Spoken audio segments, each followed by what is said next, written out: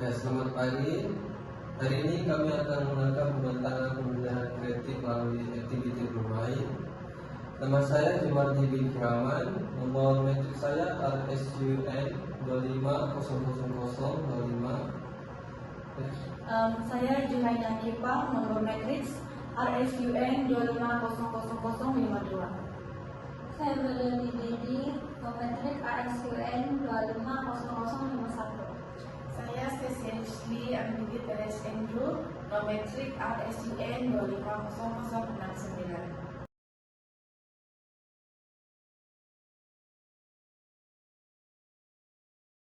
Oke, hari ini saya akan menerangkan tentang pelan hidup kami.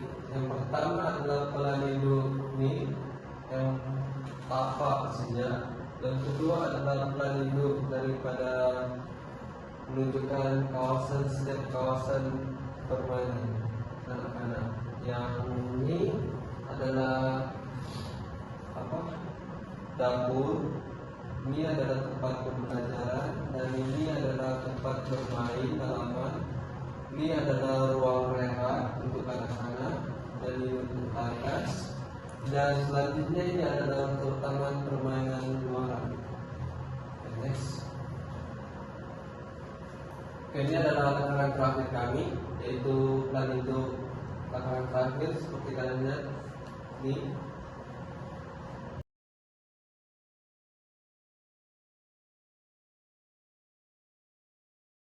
Seterusnya ialah peralatan dan kelengkapan. Bagi ruang permainan halaman pula terdapat meja dan kerusi kecil. Meja dan kerusi kecil digunakan untuk aktiviti seperti melukis dan mewarna. Seterusnya juga terdapat juga rak pertimbangan di sini yang digunakan untuk menyimpan permainan, buku cerita dan juga alat tulis. Seterusnya ialah tikar lembut.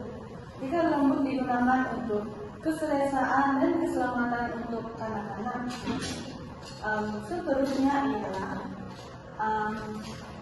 mainan interaktif seperti patung, popet, permainan imajinatif untuk membantu perkembangan kreativiti dan sosial anak-anak.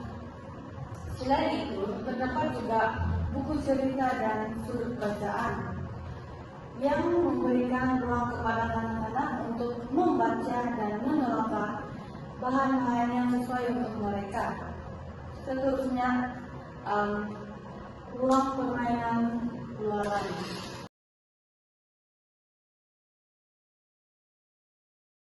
Permainan luaran terdapat permainan seperti gelongsor. Gelongsor digunakan untuk alat permainan yang membantu perkembangan otot pasar serta tubuh anak-anak. Seterusnya ialah jongket-jongket. Jongket-jongket boleh merangsang keseimbangan badan dan interaksi sosial apabila dimainkan bersama rekan. Seterusnya ialah buayan. Buayan membantu anak-anak mengembangkan koordinasi, daya dan imbangan mereka. Selain itu juga terdapat bola dan konsukan. Bola dan konsukan digunakan untuk aktiviti fisikal seperti bermain bola, berlari, dan permainan berkumpulan. Selain itu juga terdapat rumput atau tikar getah. Rumput atau tikar getah menyediakan permukaan lebih selamat kepada kanak-kanak untuk mengurangi risiko kecederaan akibat jatuh. Akhir sekali ialah pondok permainan. Pondok permainan digunakan sebagai tempat anak-anak bermain imajinatif serta bersosial dalam suasana yang selesa dan menyeramkan. Terima kasih.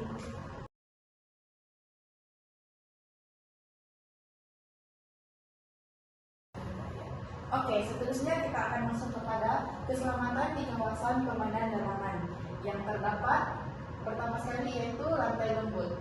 Lantai lembut ini dia digunakan tikar getah, karpet busa atau alas lembut untuk mengurangi risiko kecederaan. Seterusnya perabot tanpa bucu tajam. Perabot atau wujud agar ini digunakan seperti semua meja, kursi, dan rak penyimpanan direkam dengan sudut bulat untuk mengelakkan kecederaan kepada anak-anak. Selain itu, pintu dan tingkap dengan kunci keselamatan. Ini untuk mengelakkan anak-anak keluar tanpa pengawasan dari guru-guru gitu. Dan bukan itu saja, rak penyimpanan yang kuku. Ini untuk memastikan rak diletakkan pada dinding untuk mengelakkan perabot itu tumbang. Dan seterusnya, pengudaraan dan pencahayaan baik. Ini untuk mengelakkan keadaan panas dan tidak selesa. Selain daripada itu, kawasan bebas halaman. Ini untuk memastikan ruang dan ruang permainan tidak sesak dengan barang yang boleh menyebabkan tersambung. Dan akhir sekali yaitu penutup keselamatan pada soket elektrik. Ini untuk memastikan budak-budak dapat mengelakkan dari risiko jatuh elektrik.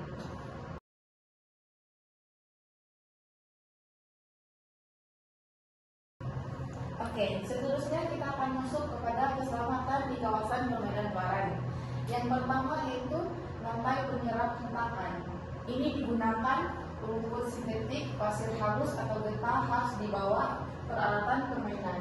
Yang kedua yaitu peralatan permainan yang ukur. Ini memastikan buayan, papan gelongsor, dan saluran berhalangan dibuat daripada bahan tahan lama dan dipasang dengan betul. Yang ketiga yaitu pagar keselamatan. Ini untuk memasang pagar tinggi dengan pintu berkunci untuk menghalang anak-anak keluar ke kawasan yang berbahaya. Dan seterusnya, pemeriksaan berkala peralatan. Ini untuk memastikan tiada bahagian yang rusak, longgar atau tajam yang boleh membahayakan anak-anak. Dan seterusnya, tempat teduh. Ini untuk memastikan terdapat kawasan yang berlindung dari cahaya matahari yang terik.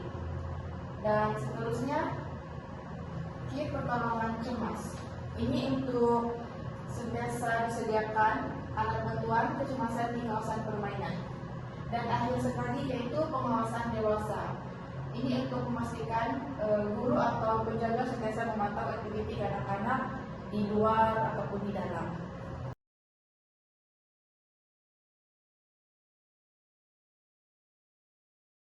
Yang seterusnya kita akan masuk ke dalam faedah permainan dalaman. Yang pertama, selamat dan dakwawan. Ini untuk mengurangi risiko kecederaan karena berada dalam ruang yang tertutup. Kedua, meningkatkan kreativiti. Aktiviti seperti seni dan permainan imajinatif membantu perkembangan minda. Ketiga, memperkukuh kemahiran sosial untuk membantu anak-anak belajar berfungsi dan berkomunikasi. Yang keempat, merangsang minda. Teka-teki dan permainan pendidikan mengasah kemahiran berpikir. Yang kelima, boleh dimainkan bila dalam masa, tidak terjejas oleh cuaca, sesuai untuk semua keadaan.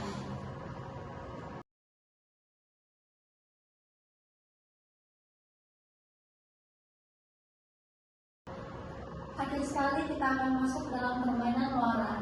Yang pertama, lebih aktif dan sehat untuk membantu perkembangan fisikal dan mengurangi risiko obesiti. Kedua, perkembangan motor. Aktiviti seperti memanjat dan berlari melatih keseimbangan dan koordinasi. Ketiga, dekat dengan alam, mendedahkan anak-anak kepada persekitaran semula jadi. Keempat, meningkatkan keyakinan, mengatasi halangan fisikal, membantu membina keberanian, daya tahan. Dan yang terakhir, mendorong penerokaan. Ruang terbuka memberi peluang untuk anak-anak meneroka dan belajar secara langsung. Oke, itu saja dari pembelajaran kami secara kumpulan yang bertajuk pembelajaran praktik melalui aktiviti bermain. Kami ucapkan sekian dan terima kasih.